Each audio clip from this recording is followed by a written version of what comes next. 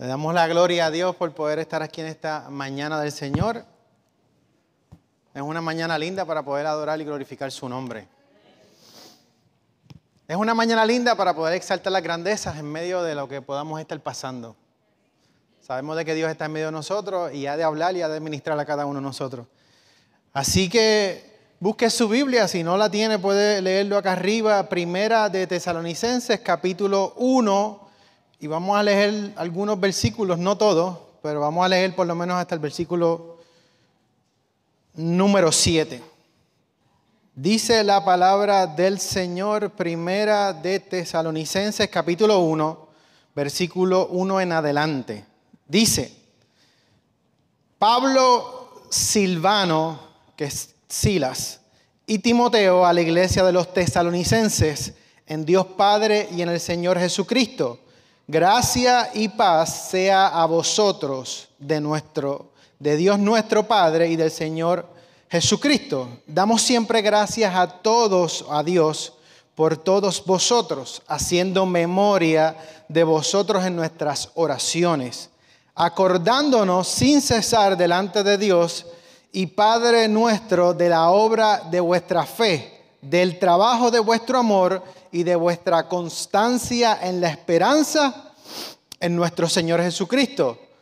Porque conocemos, hermanos amados de Dios, vuestra elección, pues nuestro evangelio no llegó a vosotros en palabras solamente, sino también en poder, en Espíritu Santo y en plena certidumbre, como bien sabéis, cuáles fuimos entre vosotros por amor de vosotros.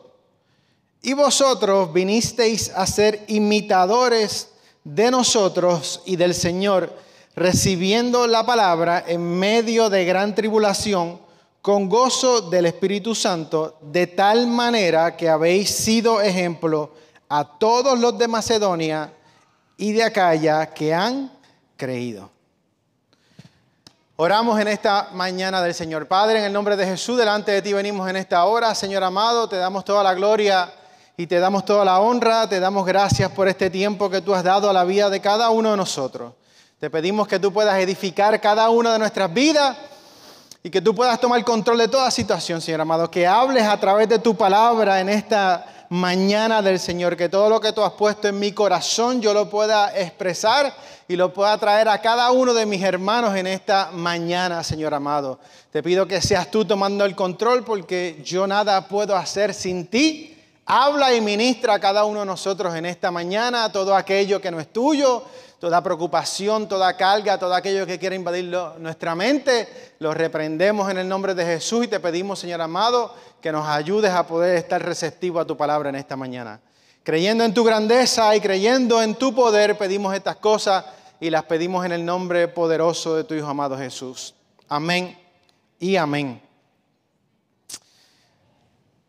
Hoy damos comienzo a la serie de Tesalonicenses.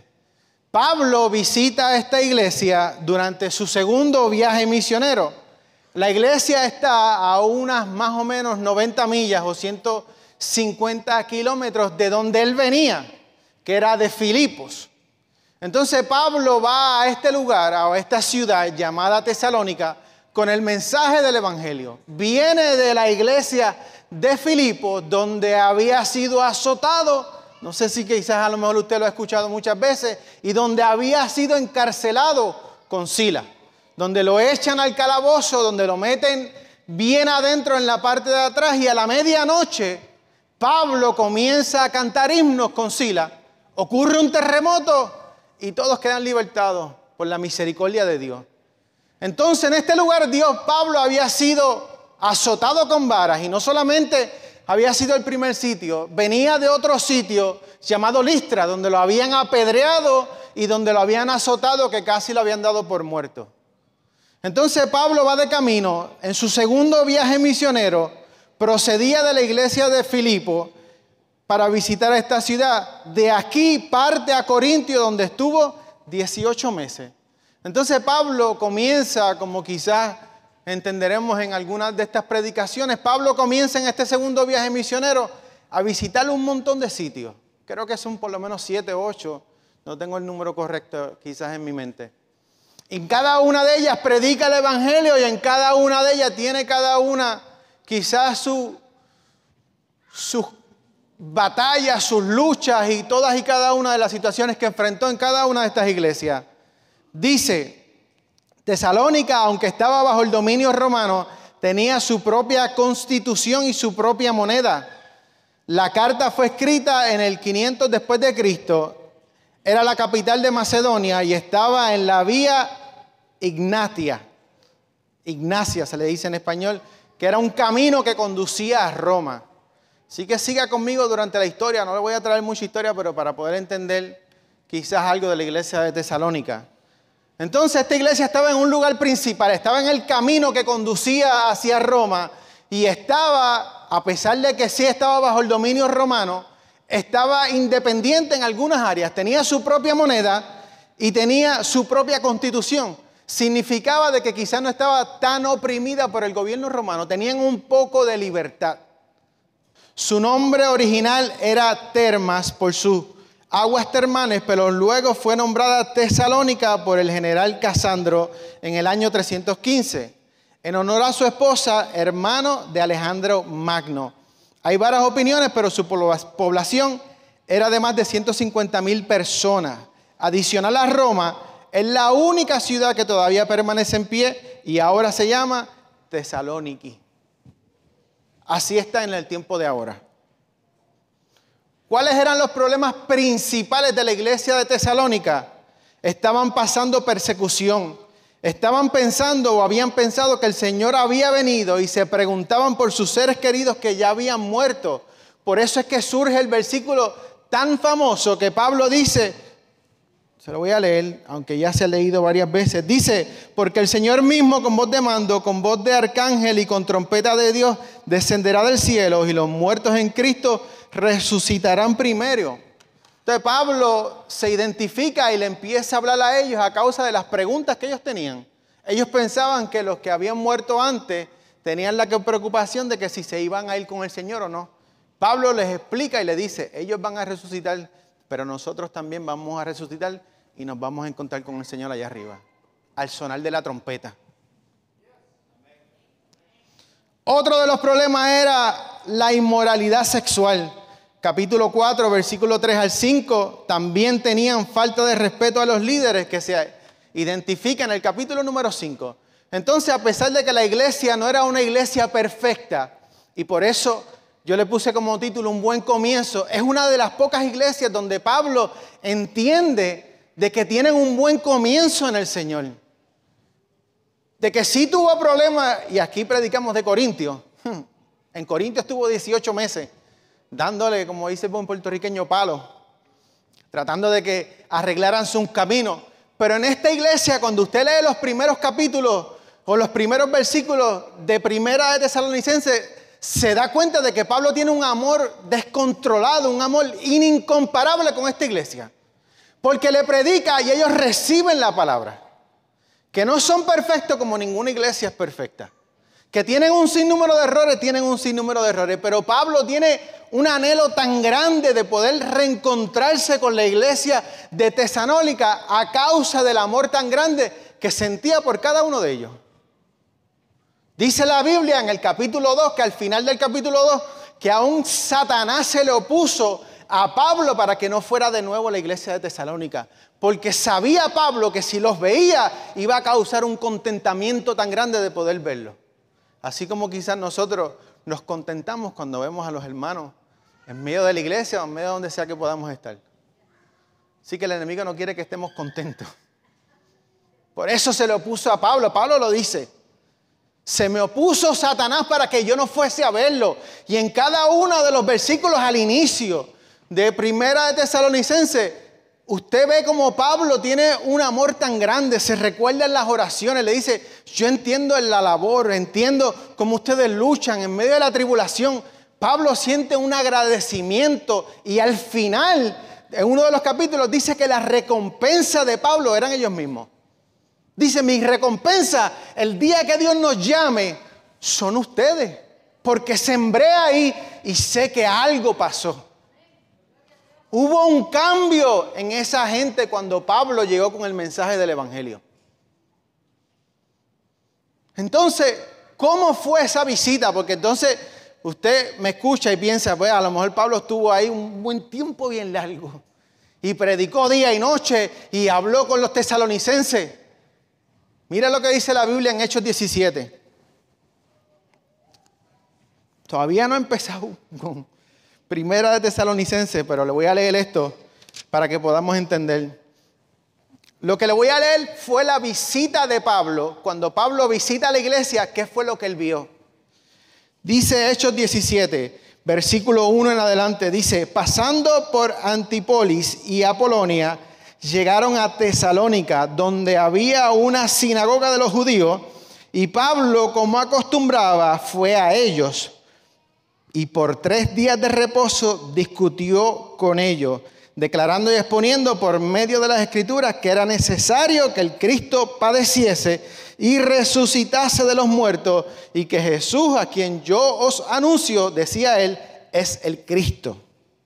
Versículo 2, importantísimo. Y Pablo, como acostumbraba, fue a ellos y por 3 días de reposo discutió con ellos.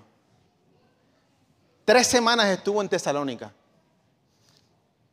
3 sábados son 2 semanas, puede ser que estuvo un poquito más, pero por lo menos estuvo 2 semanas y no estuvo más de 3 semanas. 3 semanas en Tesalónica. ¿Usted sabe lo que son 3 semanas? ¿Y usted sabe lo que nosotros llevamos a veces en medio de la iglesia? Y no podemos decirle a alguien que Cristo nos ama. Y esta gente por 3 semanas hubo un cambio tan radical en la vida de esta gente que Pablo sentía un agradecimiento tan grande que transformaron, y ya mismo se lo voy a leer, el área donde vivían en Macedonia. Vinieron a ser ejemplo por una palabra que les llegó a ellos en medio de tribulación y en medio de persecución por 3 semanas. Entonces nosotros pensamos que tenemos que tener, y bajo ningún concepto le restamos importancia a lo más importante que es la palabra. Porque esta es la que nos edifica, la que nos hace cambiar, la que sabe qué es lo que tengo que decir, qué sucedió, la que edifica mi alma. Pero pensamos que tenemos que tener toda la letra del mundo. Esta gente no tenía Biblia. Le llega la palabra de que alguien murió, de que resucitó por ellos, de que si se ponen firmes, escribiría su nombre en el libro de la vida. Y ahora no cesan de predicar el evangelio. 3 semanas. Perseguido. Pablo predica en la sinagoga, dice Hechos 17, y en medio de su predicación, porque los judíos se alocaron y dijeron, no, hay alguien que está predicando algo contrario al César, alguien está predicando a otro rey. Dice Hechos, los expulsan de la sinagoga y se van a casa de un hombre llamado Jasón. Y ahí siguen predicando, y en medio de la predicación, como no pudieron acusarlo, lo multan y lo hacen pagar una suma de cantidad de dinero. Le hicieron la vida imposible, pero nada detuvo de que esta gente predicara el evangelio. Nada detuvo la búsqueda que esta gente tenía hacia Dios. Porque sabían qué era lo que estaban ofreciendo. Amén. Yo lo veo a ustedes serio.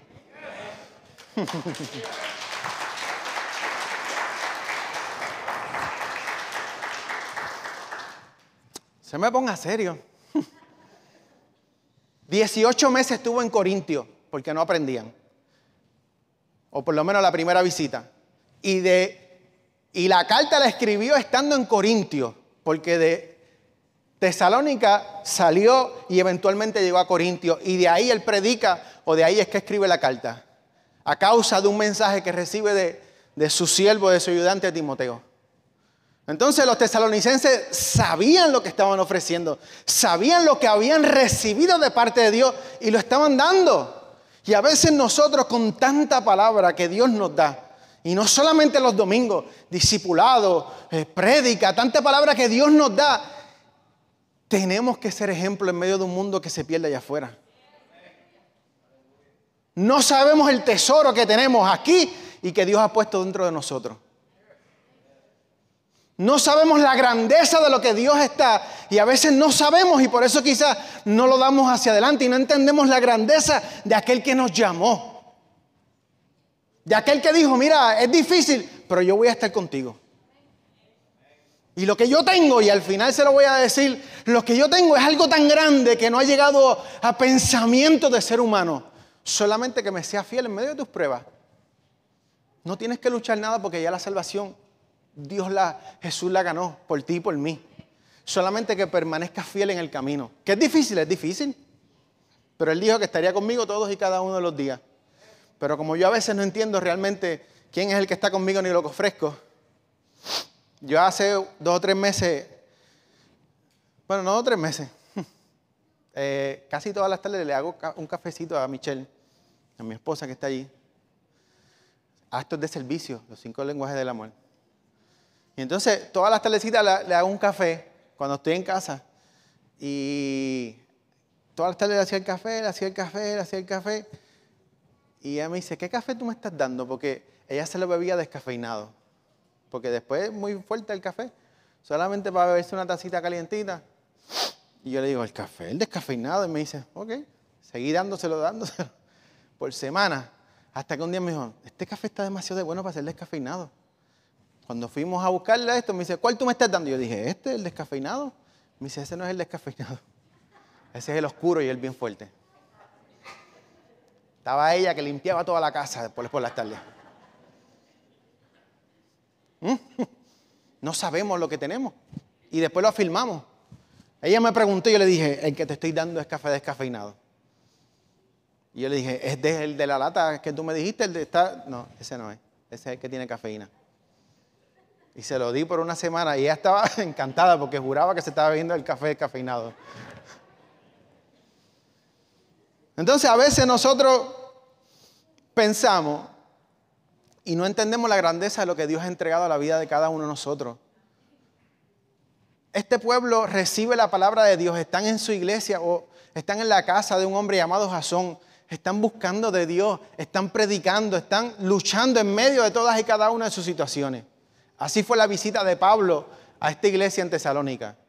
Entonces sigue la Biblia y aquí comienzo en Primera de Tesalonicenses cuando buscamos el versículo número 1, dice, Primera de Tesalonicenses, versículo 1, 2 y 3 y el 4 lo leemos. Dice, Pablo, mira lo que dice aquí. Pablo no se identifica mucho en muchas de las cartas de él como Pablo. Casi siempre se identificaba como Pablo, apóstol del Señor. Esta gente o este pueblo de Tesalónica no cuestiona su apostolado. Por eso Pablo no tiene necesidad de decir Pablo, apóstol del Señor. Él se identifica como uno más dentro de ellos. Dice, Pablo, Silvano y Timoteo, Silvano es Silas, a la iglesia de los tesalonicenses, en Dios Padre, en el Señor Jesucristo, gracia y paz sean a vosotros, de Dios nuestro Padre y del Señor Jesucristo. Damos siempre gracias a Dios por todos vosotros, haciendo memoria de vosotros en nuestras oraciones, acordándonos sin cesar delante del Dios y Padre nuestro de la obra de vuestra fe. Mira cómo estaban actuando los tesalonicenses, del trabajo de vuestro amor y de vuestra constancia en la esperanza en nuestro Señor Jesucristo, porque conocemos, hermanos amados de Dios, vuestra elección. Dice, nuestro trabajo no es en vano. En su mayoría los tesalonicenses reciben las buenas nuevas con agrado y ocurre un cambio radical e instantáneo en sus vidas. El trabajo de esparcir la palabra, que significa gasto de energía hasta la fatiga, de los tesalonicenses era de admirar. Entonces a veces nosotros pensamos que el trabajo que nosotros hacemos en el Señor es en vano. A veces pensamos de que palabra que se trae aquí, cuando oro por el hermano, cuando esparzo la palabra de Dios, ¿lo habrá recibido o no lo habrá recibido? Iglesia, algunos no lo recibirán, pero no es en vano. Hay gente que sí va a recibir la palabra de Dios. No somos los únicos. Todavía en medio de un pueblo difícil, en medio de un mundo difícil, en medio del mundo que está al revés, que a lo malo le dicen bueno y a lo bueno le dicen malo. En un mundo donde existe un descontrol total en contra de Dios, todavía hay un pueblo que busca de Dios. Todavía hay un pueblo que recibe la palabra de Dios Y no piense que es el único. Todavía hay gente que sí busca de Dios. Que hay gente que ha dañado el evangelio. Pero todavía hay una iglesia que cree y busca a Dios de corazón. Así que no piense que su trabajo es en vano. Porque mira cómo la palabra llega a esta gente de Tesalónica por 3 semanas. Y mira el cambio tan radical que ocurre en sus vidas. No es en vano. Y no piense que está solo. Elías dijo, solo yo he quedado. Mira lo que dice Elías, y se lo voy a leer. Y yo haré que queden, Primera de Reyes 19:18, y yo haré que queden en Israel 7,000 cuyas rodillas no se doblaron ante Baal y cuyas bocas no lo besaron. Entonces a veces pensamos de que estamos solos. Piense en Pablo, piense que Pablo lo apedrearon en Listra. Piense que está en Filipo, metido en el cepo, que es que le amarran los pies en la cárcel de adentro con la espalda abierta porque le habían dado con vara. Y a las 12 de la noche comienza a predicar. Comienza a adorar y comienza a cantar himnos a Dios. Piense que a veces uno piensa que el trabajo es en vano y dice, pero tantos sufrimientos, ¿valdrá la pena? Vale la pena, no somos los únicos. Todavía hay un pueblo que busca a Dios. Elías se sintió solo. Elías dijo, Señor, yo solo he quedado. Dice la Biblia que oró, descendió fuego del cielo, consumió el holocausto, mató a los profetas de Baal. ¿Y qué hizo? Se escondió. Y Dios le dice, sal de esa cueva, mijo. Bien puertorriqueño. Y es que él le dijo, no, es que yo he quedado, yo soy el único. Y Dios le dice, todavía van a quedar 7,000 rodillas que no besen a los Baales. Todavía hay gente que busca a Dios. Todavía hay gente que teme a Dios genuinamente. Entonces piense que su trabajo aquí, mientras estamos aquí, no es en vano. Pablo llegó con la palabra, con la semilla a esta iglesia y rápido ellos salen a predicar y a hablar el evangelio. Póngaselo en las manos de Dios. Recientemente escuchamos, mi esposa y yo, en algún momento estuvimos en una iglesia en Virginia Beach cuando estuve allí trabajando estacionado, debido a mi trabajo, y un matrimonio que nosotros tuvimos la oportunidad de poder hablarle, de poder predicarle en medio de la iglesia y qué sé yo. Hoy en día son líderes de matrimonio. Entonces yo digo, a veces uno piensa, dice, ¿será en vano? No es en vano, iglesia. No es en vano. La palabra de Dios tiene poder. Que yo tengo que actuar, sí tengo que actuar, pero la palabra de Dios tiene poder.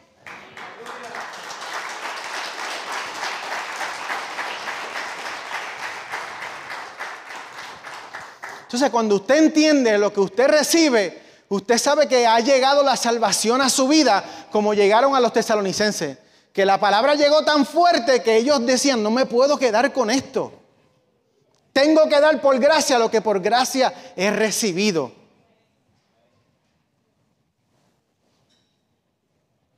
Cuando llega la salvación al hombre, mira lo que dice Juan 9:35. Dice, cuando Jesús supo lo que le había pasado, encontró al hombre y le preguntó, ¿crees en el Hijo del Hombre que es Señor? Contestó el hombre, quiero creer en él. Jesús le contesta, ya lo has visto.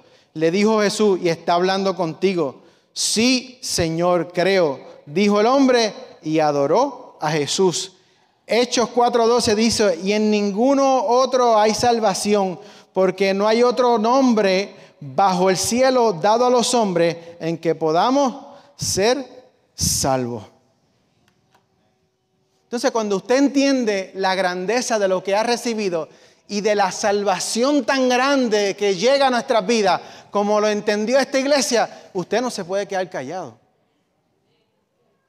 Usted tiene que haber un cambio en nuestras vidas. Aunque quizás momentáneamente no lo entienda, pero tiene que haber una acción en nuestras vidas. Porque si realmente yo he entendido la salvación tan grande que llega a mi vida, tiene que haber un cambio. En Puerto Rico hay un sello que Michelle creo que lo dijo en algún momento. Si eres cristiano, que se te note.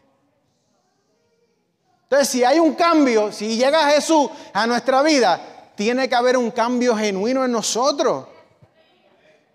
A este hombre de lo que le leí de Juan, es el que Jesús sana. Cuando Jesús escupe en tierra, le hace lodo, se lo pone en los ojos y el hombre va, se limpia los ojos y ve. Y entonces está tan agradecido que le comienzan a preguntar y le dicen, ¿qué pasó? Y le dice, pues yo no sé qué pasó. Alguien me dijo, lávate. Yo fui al estanque, me lavé y ahora veo. ¿Y qué hicieron? Lo llevaron a los fariseos. Porque es que nadie va a estar contento con lo que tú y yo hemos recibido.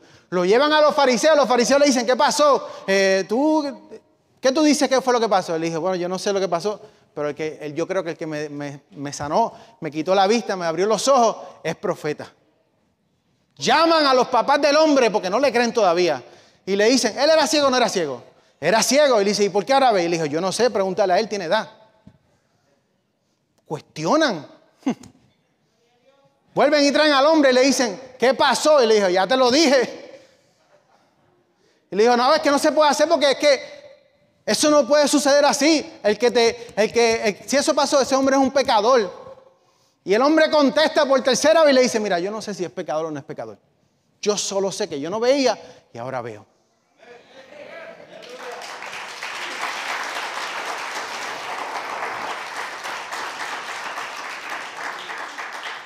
Sigue la historia y le voy a contestar. Sigue la historia y le dice, es que eso no puede seguir así. Ese hombre no puede venir. Le dice, nosotros sabemos que viene de Moisés. Nosotros queremos en Moisés. ¿De dónde salió este? Y el hombre le contesta, no lleva unas horas sanado y ahora comienza a predicarle a los fariseos. No lleva un tiempito. Y ahora le dice a los fariseos, mira, eso es lo maravilloso. Eso es lo maravilloso, que usted dice que saben tanto y no saben ni de dónde viene. Pero alguien que hace una grandeza así en mi vida, tiene que venir de Dios. Y entonces concluye con el versículo que le leí. Se encuentra con Jesús de nuevo y le dice, ¿crees? Y le dice, yo creo, y adoró. Es que cuando llega Jesús, tiene que haber un cambio en nuestras vidas. Tiene que haber una acción en nuestras vidas. Versículo 5 dice, nuestro evangelio no llegó a vosotros en palabras solamente, sino también en poder, en el Espíritu Santo, en plena certidumbre, como bien sabéis cuáles fuimos entre vosotros por amor de vosotros. Y vosotros vinisteis a ser imitadores de nosotros y del Señor, recibiendo la palabra en medio de gran tribulación, con gozo del Espíritu Santo. El poder que impulsa, la palabra de Dios, el poder que impulsa nuestras vidas. Los tesalonicenses le permiten al poder de la palabra de Dios que transformen sus vidas y se convierten en imitadores de Pablo y del Señor. Entonces, ¿qué es lo que me va a transformar? ¿Qué es lo que va a hacer un cambio en mi vida? Dice la Biblia, ya mismo le leo los versículos, que la palabra de Dios no retorna atrás vacía, que la palabra de Dios, así como los cielos son más altos que la tierra, así es la distancia, y la palabra de Dios llega a nuestras vidas, hace el efecto para el cual fue enviado, que es más cortante que una espada de dos filos. Pero entonces, si la palabra de Dios es tan poderosa, ¿por qué a veces no hay un cambio en nosotros? Nosotros recibimos la palabra que es algo tan poderoso, pero yo tengo que darle la entrada a mi corazón para que pueda haber un cambio. Porque entonces Dios no lo puede hacer todo. Señor, cámbiame, transfórmame, todo déjame, ayúdame, cuídame, esto, lo otro. Pero ¿y yo? ¿Qué hay de mi acción? Yo recibo la palabra, pero tiene que haber una acción en mi vida. Si penetra hasta el tuétano, hasta dentro del hueso, pues yo tengo que dejar que llegue ahí. Y que cambie lo que tenga que cambiar en mi vida. Que aún en medio de la tribulación que vivía esta gente, aún hubo un cambio. Entonces, ¿por qué mes tras mes, año tras año, no hay un cambio en mí? Yo le pido a Dios que me cambie cada día. Y en medio del cambio no le digo que es fácil, porque soy terco. Michelle lo sabe. Sin número de cosas. No me gusta escuchar direcciones, no me gusta escuchar un sinnúmero de cosas. Pero poco a poco le pido a Dios, Señor, ayúdame Ayúdame a serte fiel, ayúdame a acercarme cada día más a ti. Ayúdame a entender lo que tú tienes para conmigo. Pero es esto lo que cambia nuestras vidas. Bueno, vamos a poner aquí esta. Entonces, ¿por qué no ocurre un cambio en nosotros? ¿Por qué Pablo tuvo que estar en Corintios 18 meses? ¿Por qué Pablo predicó en algunas iglesias un poco de tiempo y rápido hubo un cambio? ¿Y por qué en otras tuvo que estar tanto tiempo machacándole ahí lo mismo? Y los criticaban y Pablo le dijo, mira, ya me cansé. Y dijo, de ahora en adelante voy a los gentiles, ustedes no me quieren escuchar. Y día tras día cuando se predicaba aquí de la iglesia, y no vuelvo a los Corintios, día tras día cuando se predicaba de la iglesia de Corintios, de muchas de las iglesias, Pablo tenía que decirle un sinnúmero de cosas. Pero esta iglesia, que no es la perfecta, recibe la palabra en un poco de tiempo y hay un cambio tan radical en ellos que comienzan a esparcir el evangelio como nunca antes. Y fíjese que la iglesia de Tesalónica no tenía que hacerlo porque ellos tenían su propia moneda y tenían su propia constitución. Significaba de que estaban cómodos. A diferencia de otras ciudades, Tesalónica tenía un poco de libertad. Entonces, al tener esta libertad, significaba de que si yo digo que hay otro rey que no sea el César, que era como una deidad para los romanos, pues entonces me van a quitar todos los privilegios que tengo. La libertad que vivía en Tesalónica, ahora ellos la cambian por aquel que los llamó.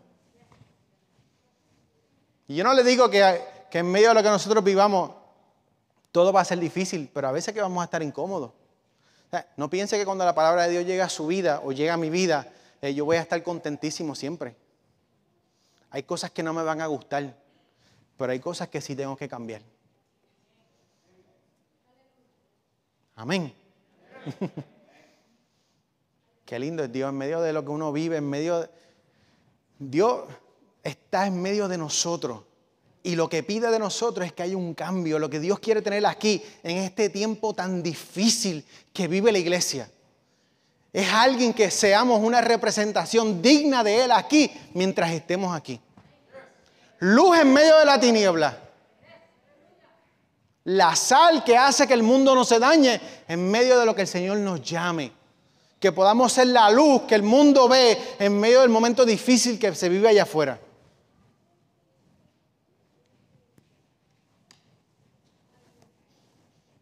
Dice la palabra del Señor, Isaías 55, del 10 al 11, dice, la lluvia y la nieve descienden de los cielos y quedan en el suelo para regar la tierra. Hacen crecer el grano y producen semilla. Le estoy leyendo otra versión. Para el agricultor y pan para el hambriento. Lo mismo sucede con mis palabras, dice Dios. La envío y siempre produce fruto. Logrará todo lo que yo quiero y prosperará en los lugares a donde yo la envíe. Esa es la palabra de Dios.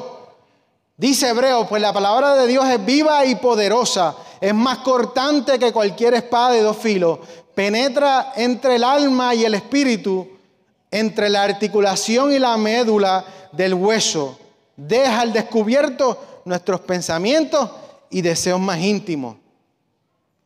Primera de Corintios 1:8 dice, el mensaje de la cruz es una ridiculez para los que van rumbo a la destrucción, pero nosotros que vamos en camino a la salvación, sabemos que es el poder de Dios, como dicen las Escrituras, destruiré la sabiduría de los sabios y desecharé la inteligencia de los inteligentes. Entonces, en medio de la situación difícil que viven los de la iglesia de Tesalónica, en medio de lo que Pablo le está tratando de decir, le dice, pues vuestro evangelio no llegó a vosotros en palabras solamente, sino también en poder. Cuando dice esa palabra poder, no está hablando de los milagros que Pablo iba a ir como haciendo milagros a diestra y siniestra. Le está diciendo del poder de la palabra, del poder transformador de la palabra. Le está diciendo, yo fui a ustedes no con palabras mías, sino con el poder del evangelio, con el poder de lo que hizo aquel que murió por mí. Y si ustedes dejan que este poder actúe en vosotros, ocurrirán cosas grandes. Porque como le leí hace un segundo, la palabra de Dios es viva y es eficaz. Entonces Pablo le dice, si ustedes dejan que ese poder llegue a sus vidas, ocurrirá un cambio radical en vuestras vidas. Y lo hizo, porque entonces ellos comienzan a predicar. En medio de la tribulación que ellos vivían, en medio del desespero, en medio de la persecución. ¿Cuál es esa iglesia? Que esta iglesia la están persiguiendo en 3 semanitas. 3 semanitas, un tiempito, y rápido ocurre una persecución a causa de la palabra que ha llegado a este evangelio. Pero como ellos dejaron que la palabra llegara a sus corazones tan fuerte, no le importó la persecución. En medio de la tribulación, en medio de la persecución que vivían, ellos predicaban el evangelio y siguieron hacia adelante.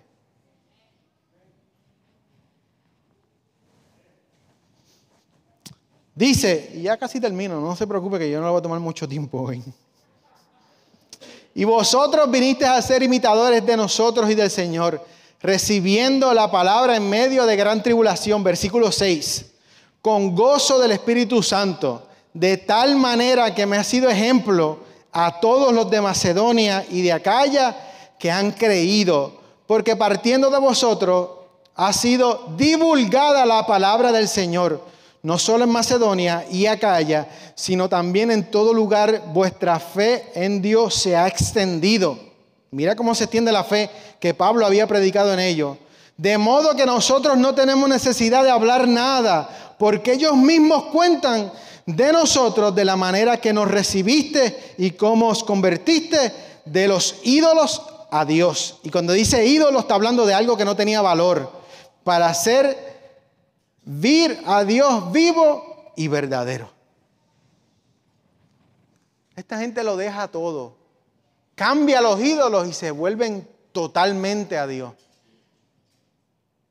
¿Estaremos nosotros a dejarlo todo por medio de lo que Dios ha puesto delante de nosotros? Estaremos de nosotros. Yo no estoy hablando que deje casa, carro, trabajo, como ellos que dejaron de trabajar. Porque los tesalonicenses en algún momento pensaron que el Señor había venido y dejaron de trabajar. Eventualmente los hermanos que vengan lo predicarán. Ellos dijeron, Señor vino, aquí manos libres. Y dejaron de trabajar. No, estaremos dispuestos a dejarlo todo por el Señor. Y no le estoy hablando de las cosas materiales. Estaremos dispuestos a dejar nuestro orgullo, el cambio que tiene que ocurrir en nuestras vidas por el Señor. Estaremos dispuestos a caminar como lo hizo Pedro, que cuando lo llamó y sacó la cantidad de peces que sacó del agua. Acuérdense que Pedro estuvo pescando toda la noche. El maestro le dice, echa la red al otro lado. Saca una cantidad de peces enorme, que era el fruto, un sueldo y un dinero que Pedro jamás y nunca había recibido. Y cuando Jesús lo llama, lo deja todo en la orilla y se va y lo sigue. ¿Estaremos dispuestos a dejarlo todo por el Señor? ¿O estamos muy agarrados a este mundo? Le voy a leer desde el 9. Porque ellos mismos cuentan de nosotros la manera en que nos recibisteis y cómo os convertisteis de los ídolos a Dios para servir al Dios vivo y verdadero y esperar de los cielos a su Hijo, al cual resucitó de los muertos, a Jesús, quien nos librará de la ira venidera. Entonces, en medio, por lo menos este capítulo número 1, en medio de la prueba que está viviendo la iglesia de Tesalónica, en medio de la situación difícil que vive, en medio de la persecución que están viviendo, Pablo les lanza una esperanza y le dice, hay uno que los va a librar de la ira venidera. Hay uno que los va a rescatar. Iglesia, ¿es difícil? Es difícil, pero hay uno que ha prometido que nos levantará. Esa es mi esperanza. Mi esperanza es que sé que es el momento difícil, sé que la iglesia vive el momento difícil, pero sé que en algún momento el Señor nos llamará. Y Tesalonicense dice, y a la final trompeta. Si ocurre mientras esté caminando de camino al trabajo, gloria a Dios. Si ocurre en la próxima generación, Gloria a Dios, pero el Señor me llamará. Esa es mi esperanza, iglesia. Usted y yo tenemos que vivir con una esperanza. O sea, nuestro trabajo, como le decía al principio, no es en vano. Nuestro trabajo tiene una recompensa, pero no es aquí. Porque donde esté nuestro tesoro, ahí va a estar nuestro corazón, dice la Biblia. Nuestra esperanza es que algún día estemos con Él.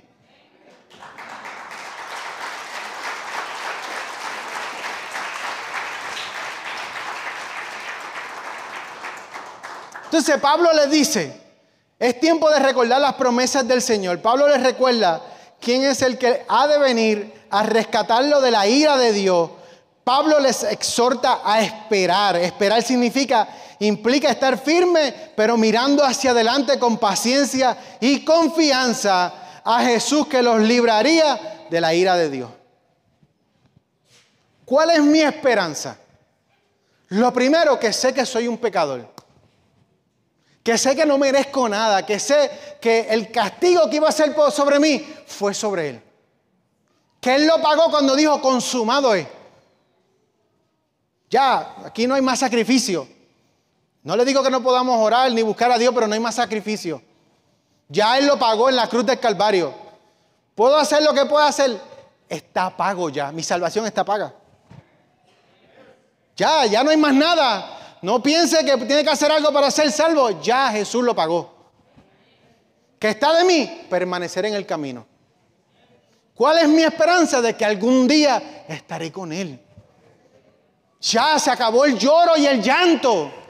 Pablo dijo, conozco un hombre que no sé si en el cuerpo o fuera del cuerpo, no lo sé, que hace 14 años fue arrebatado hasta el tercer cielo. Eso lo dijo Pablo. 2 Corintios 12.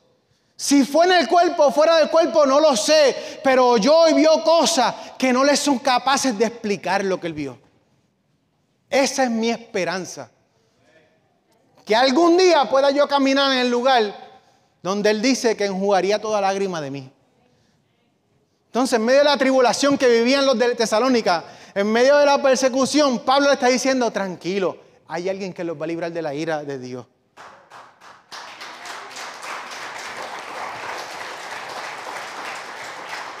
Si hubiera sucedido en ese tiempo, gloria a Dios, si sucedería más tiempo después, pero Dios los va a librar y algún día estarán conmigo.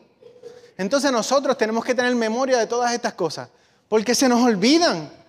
En medio de la enfermedad, en medio del momento difícil, en medio de la situación económica, en medio de la lojera que vive el mundo afuera, yo me olvido totalmente de las promesas de Dios. Y Dios te dice, acuérdate, que es como concluye este capítulo. Le dice, hay uno que viene a librarlos de la ira de Dios. Yo no sé si usted entiende la esperanza, pero tiene que causar gozo. ¿Sabe? Es difícil. Que la iglesia es perseguida. Que son momentos difíciles, son momentos indescriptibles. Pero en medio del momento difícil hay una esperanza. La esperanza de que yo estaré con el Señor cuando Él decida llamarme. Y que por las señales que ocurren allá afuera, parece que no es mucho. Parece que es pronto, cuando el Señor llame a su iglesia. Entonces, ¿qué tengo que hacer yo? Recordarme de las promesas de Dios. Usted ha escuchado y ya con esto cierro, Michael Phelps, el nadador, el olímpico más grande de la historia de los olímpicos, que nadie ha ganado tantas medallas como él. Es un nadador de Estados Unidos que logró competir y ganar 28 medallas. Creo que 20 y tantas fueron de oro, a través de un sinnúmero de olimpiadas. Entonces, en una de sus carreras, cuando está por ganar la medalla número 10, dice que él se lanza, tiene que hacer 4 vueltas, ir, volver, es un estilo bien difícil. Entonces el hombre se lanza y cuando sale, que suena el silbato, cuando se tira, los goggles se le mueven y comienza a entrarle agua dentro de los goggles. Ya cuando está en la última vuelta, que toca la pared que regresa, ya los tiene completamente llenos de agua. No ve para dónde va, no sabe dónde está la pared. No sabe dónde está, solamente sabe que está nadando. Y cuando usted está en la Olimpiada, usted sabe que un microsegundo, un milisegundo es importantísimo. No se detiene y él sigue. Pero en ese momento se recuerda que el entrenador le había dicho, tú sabes cuántas vueltas, tú sabes cuántas brazadas te faltan hasta la pared. Tú sigue, aunque no veas. Cuando toca la pared, que regresa, que se le entra el agua en los goggles, cierra los ojos. Y dice, voy a nadar de memoria. Porque yo sé cuántas brazadas me quedan y yo sé cómo voy a llegar a esa pared. Y llegó. Y cuando mira para arriba, no solamente llegó número 1, sino que rompió el récord mundial. ¿Qué había hecho el coach por mucho tiempo? Le había roto los goggles en un sinnúmero de ocasiones cuando le tocaba competir. Y sin él darse cuenta, en muchas ocasiones le había hecho rotitos para que cuando se tirara, se le metiera el agua. Él estaba preparado y sabía que venía el momento difícil, pero solamente se acordó. Dios te dice, es difícil, el momento que estamos viviendo es difícil, quizás está pasando por la tribulación en el sentido del momento difícil, solamente te pido que te acuerdes, ten memoria de mí. Si hay algo que tenga virtud, dice la Biblia, en esto pensad. Todo lo que es bueno, todo lo que es amable, en esto pensad. Acuérdate de las promesas de Dios. Que es difícil y no sabes cómo vas a llegar. Él tampoco sabía, pero llegó. Solamente se acordó. No sabes cómo vas a llegar el día cuando el Señor nos llame. Tranquilo, acuérdate de las promesas de Dios. Acuérdate que Él dijo que estaría con nosotros. Acuérdate que Él dijo que caminaría contigo. Que a los discípulos le dijo, mira, en el mundo tendréis aflicciones, pero tranquilo, yo he vencido el mundo. Y le dijo, donde yo me voy, dice Juan, hay muchas moradas. Yo les voy a preparar un lugarcito allí para ustedes. Tranquilo, déjenme irme ahora. Los discípulos se ponen tristes cuando Jesús le cuenta eso. Dice la Biblia que le llenó una tristeza tan grande a los discípulos. Y la palabra que usa en griego es una tristeza tan grande que no se puede ni llorar. Cuando los discípulos reciben de que Jesús se iba a ir. Justamente después que le lava los pies. Le dice a Pedro, ¿me vas a negar? Judas le dice, haz lo que tengas que hacer. Y ahí Jesús le dice, tranquilo. Juan 14 le dice, tranquilo. Tienen tribulaciones, pero tranquilo. Yo les voy a dar lugar. Allí en la casa de papá. En la casa de papá hay muchos lugares para ustedes.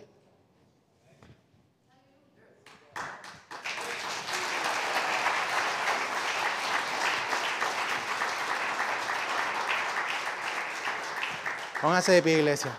Vamos a orar en esta mañana del Señor.